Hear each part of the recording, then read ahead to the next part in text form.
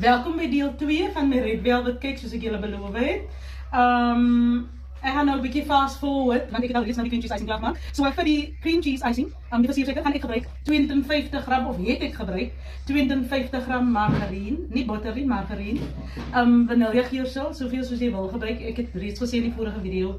Ik gebruik baie vanillegiersel, wat je ook al gebruikt, of hoeveel je ook al gebruikt. En dan, je klets die margarine voor 5 tot 7 minuten, tot lichtgeel en kleur. En dan voeg je 500 gram versiersuiker bij. Plus het ook voor 2 of 3 minuten in, of voor 5 minuten, het maakt je zaak, hoe langer hoe beter.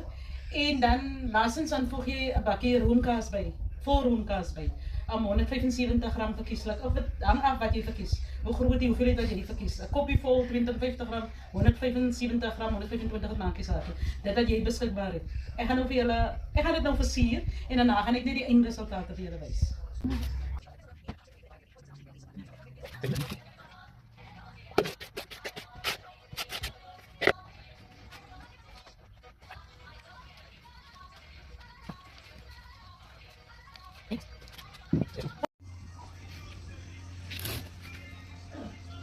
Así va.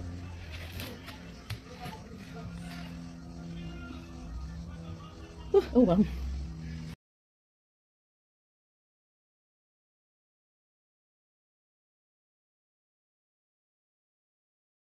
Oké, welkom terug bij die...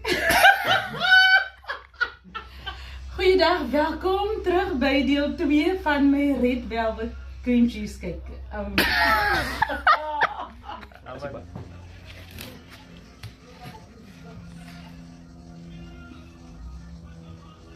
Oh wow. Jay.